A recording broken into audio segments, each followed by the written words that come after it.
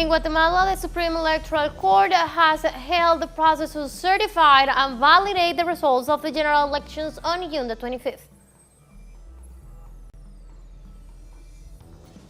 In France, about 160 people were arrested on Sunday night in connection to riots following the killing of a teenager of North African descent by a police officer.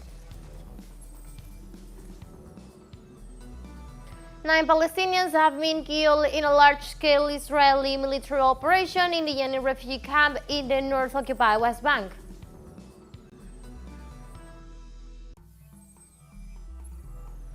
Hello, welcome to From the South. I'm Ana Marrero from the teleSUR headquarters in Caracas, Venezuela. We'll begin with the news. Stay with us.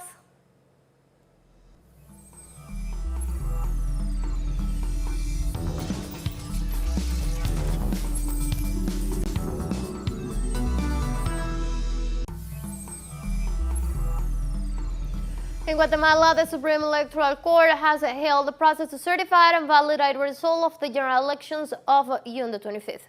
The Constitutional Court has granted a 5-day period for electoral boards to organize and carry out scrutiny hearings.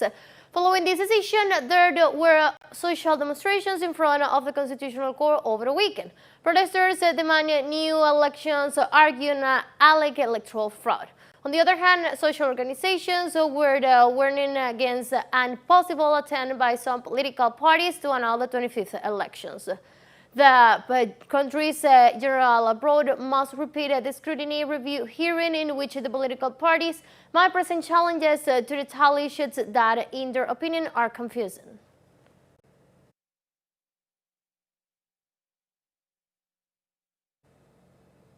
On Sunday, the Mexican former federal judge prosecutor Gualberto Ramirez Gutierrez was indicted for the crimes of torture and forced disappearance in the case of the 43 Ayotzinapa students in September 2014. Gualberto Ramirez Gutierrez, who is currently under pretrial custody at the time of the sinister, was the head of the anti-kidnapping unit of the Special Deputy Attorney General's Office for the Organized Crime Investigation. Ramirez Gutierrez was arrested last June the 26th and has been indicted along with former Attorney General Jesus Morillo Cartman, currently under custody, and with former Criminal Investigations Agency head of them, Attorney General Office Tomás Cerón, which the authorities are trying to have extradited from Israel to where he escaped.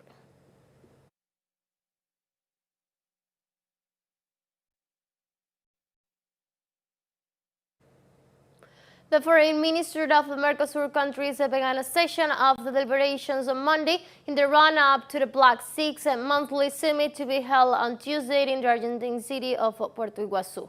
The ordinary meeting of the Common Market Council, the Blac's political decision-making body, is attended by foreign ministers from Argentina, Brazil, Paraguay, Uruguay, and Bolivia in the process of full membership. At the meeting, the ministers of the bloc, founded in 1991, will define the decisions and documents that will be put to the consideration of the presidents on Tuesday.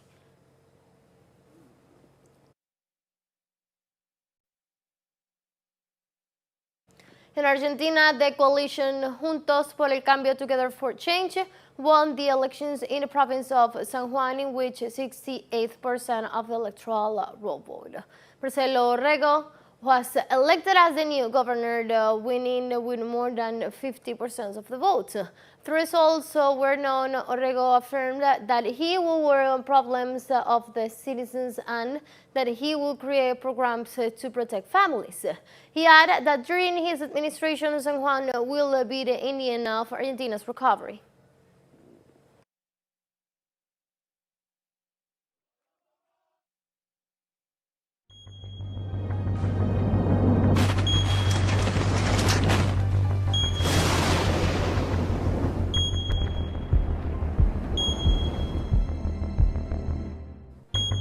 In Uruguay, the agricultural emergency has withdrawn is enforced nationwide, while in Montevideo, Canelones, and the metropolitan area, the government decreed a water emergency.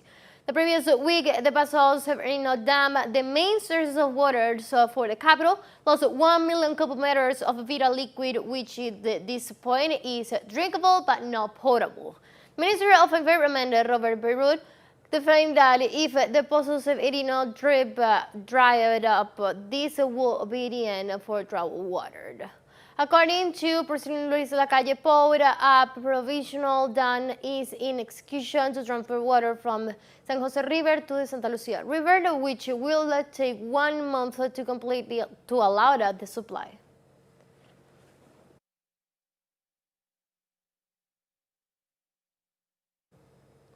On Sunday, a tornado that struck near the town in the Canadian province of Alberta broke homes and killed livestock, but has no serious injuries, according to the local authorities. Environment and Climate Change Canada issued a warning on Saturday for a tornado near the Sudbury, a town located about 233 kilometers south of Edmonton, Alberta. The tornado with wind was 1 to 2 kilometers. Police said numerous homes were damaged, but Corporal Gina Slinden said there were no non-injuries. The tornado's warning was later ended.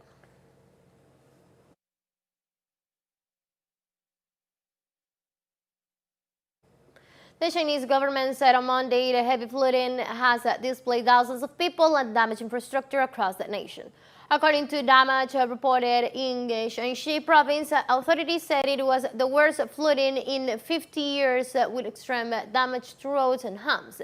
In the meantime, the Shanxi Emergency Management Office reported on Sunday more than 10,000 people were rushed to safety due to the flooding in central Hunan province, and confirmed that about 70 homes collapsed, 2,283 homes were damaged, and farmland was flooded.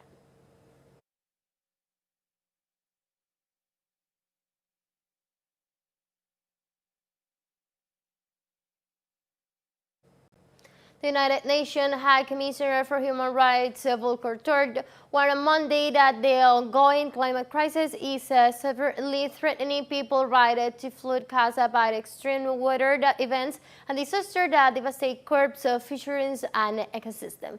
He urged world leaders to act urgently and this urgency to highlight the need to phase out fossil fuel.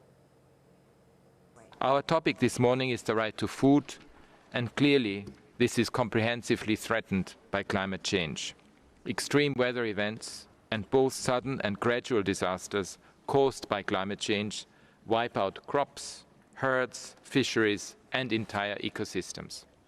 Their repetition makes it impossible for communities to rebuild and support themselves. As global heating accelerates, these repercussions will grow more widespread and more intense. No country will be spared. The worst hit will be people in countries where there is already food insecurity and where protection systems are not sufficiently robust to respond effectively to climate shocks.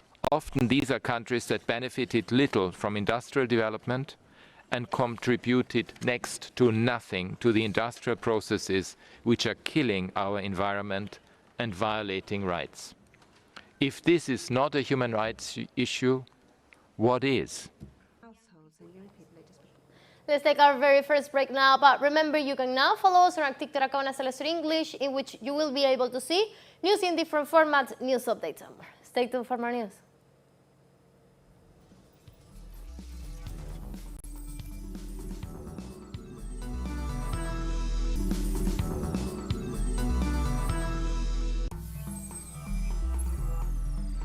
Welcome back to From the South. About 160 people were arrested on Sunday night in connection to riots that have rocked cities across France following the killing of a teenager of North African descent by the police officer, that the Interior Ministry said on Monday. The minister said 157 people were arrested overnight, down from 700 arrested the night before and over 130 on Friday. The Minister of Interior, Gerald Darmanin, also reported the death of a firefighter working to extinguish a blaze in a parking lot in the city of Saint-Denis, resulting from riot actions.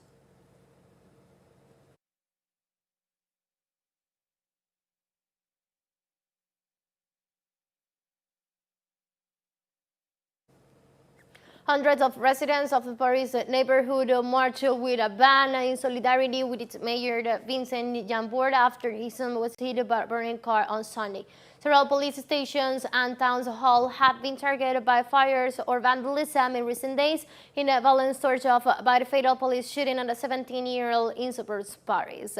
The attack prompted local support for local governments in towns where the city hall is often central to public life.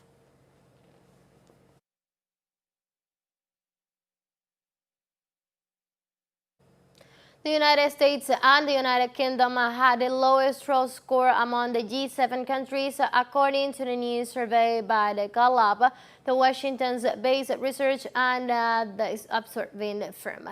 The Gallup study noted that when asked whether they had confidence in each country, only 31% said they had confidence in the U.S., while 33% said they had confidence in the United Kingdom. Germany and Canada topped the list with the highest percentage of those who said they had confidence in their countries at 71%.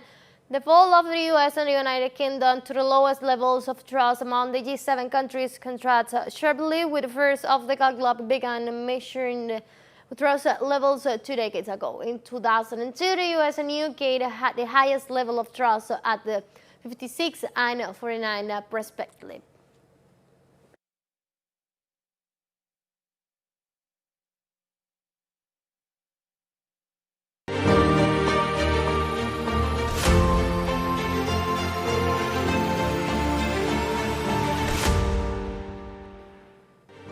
Russian Defense Minister Sergei Shoigu praised his army loyalty during an armed operation by Wagner military group, which targeted a country's senior military leadership. We are talking about the attempt on June 23rd through the 25th to destabilize the situation in Russia. These plans failed, primarily because Russian soldiers remained loyal to their oath and military duty. The provocation didn't affect the action of the groups of troops involved in Russia's offensive in the Ukraine. The servicemen courageously and selflessly continued to solve the attacks entrusted to them. I thank the staff for their conscientious service.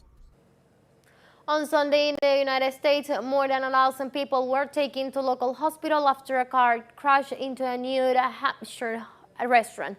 According to the police report, the vehicle crashed into a Lonely Bean Bar and Grill located in the town of Laconia. Emergency crews threw several patrons at the scene and reported 14 people at their hospital with non-life-threatening medical conditions, including significant long-leg injuries, lacerations, and contusions, so fire officials said.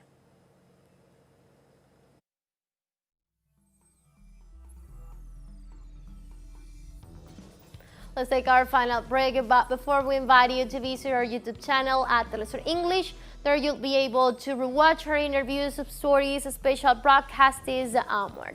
Hit the subscribe button and activate the notification bell to stay up to date on the world's most recent events. One final short break, don't go away.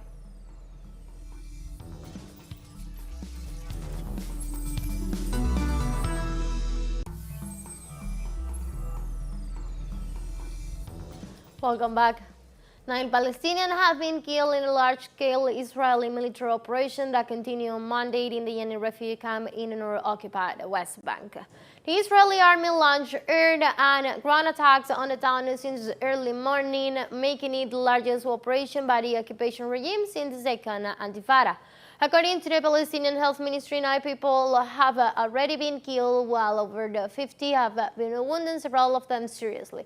Images of the large congestion of ground forces entering the city of Jenin from several directions were broadcasted in the local media.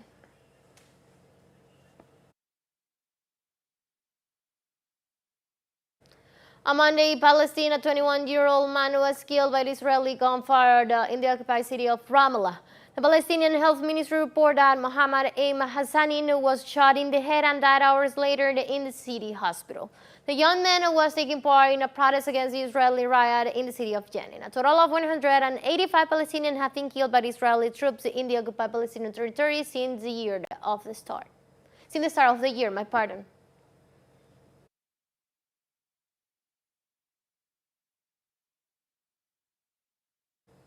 On Monday, Palestinian Premier Mohammed Sheikh spoke at the ministerial meeting in Ramallah following an Israeli incursion in the West Bank that killed 9 people. This morning, Israel has committed a new crime in the Jenin camp. 5 martyrs in the camp and another one in Ramallah, and dozens of people wounded, along with the destruction of infrastructure and people's property. With this aggression, Israel is supporting the attacks perpetrated by settlers.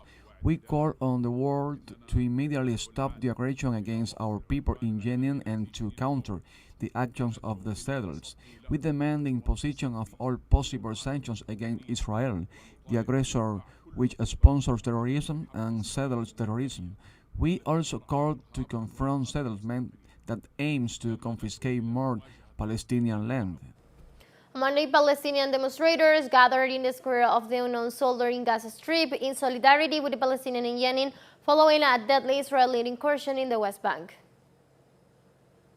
This is a barbaric aggression by the forces of the Israeli enemy against our people in Jenin. The Zionist enemy is trying to transfer its internal crisis against Netanyahu to the streets of the West Bank. The large-scale military operation against the Jenin camp is a serious escalation by the occupying forces against our Palestinian people, for it used planes and tanks on a narrow and crowded refugee camp. The occupying forces bear full responsibility for the repercussion of this great crime in Jenin. The Arab League described the latest incursion into occupied Palestinian territories by the Israeli army as a war crime. The intensified operation have left at least 8 people dead and over 30 wounded in the West Bank. According to the Organization of the Arab State, this type of war crimes violates international law and undermines any efforts to resume Israeli-Palestinian negotiations. Meanwhile, the leadership of the Arab bloc call on the world and especially to the United Nations to get involved in this conflict to counter the Israeli aggressions against the Palestinian people.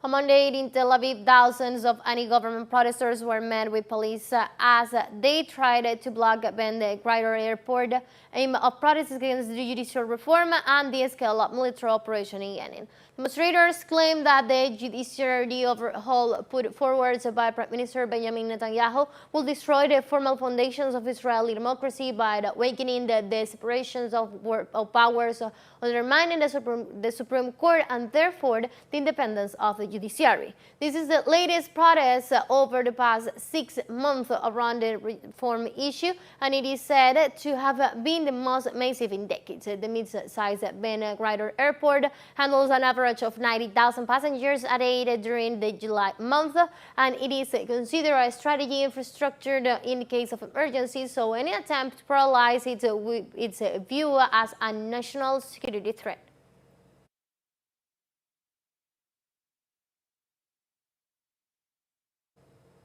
On Monday, Iranian Foreign Minister's spokesperson Nasser Kanani praised the effects of Iranian membership in the Shanghai Cooperation Organization regarding common economic development. Kanani offered these remarks at a press conference in Tehran ahead of the Shanghai Cooperation Organization to be held in India, where Iran expected to join the Asian grouping, and Russian President Vladimir Putin addressing his first summit since a shared life Monday. Chinese President Xi Jinping will also attend the virtual meeting of the members SCO alongside the leaders of Central Asian countries.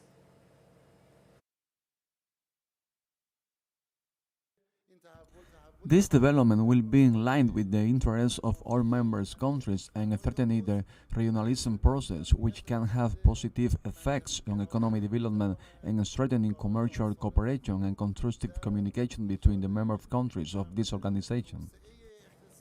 The third China-Africa Economic and Trade Expo closed on Sunday in Shanghai, capital of central China's Hunan province. Visitors for the 53 African countries that maintain diplomatic relations with China, 12 international organizations, and more than 1,700 Chinese and African companies, businesses, associations, chambers of commerce, and financial institutions attend the 4-day event. Exhibitors said the businesses matchmaking sessions helped them build new relationships, including infrastructure development, agriculture, manufacturing, energy, and technology.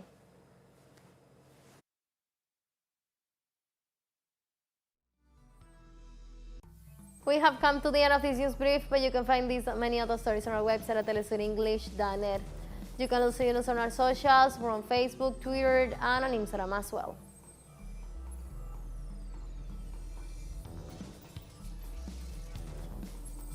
For TeleSUR English and from the South, I'm Ana Marrero. Thank you for watching.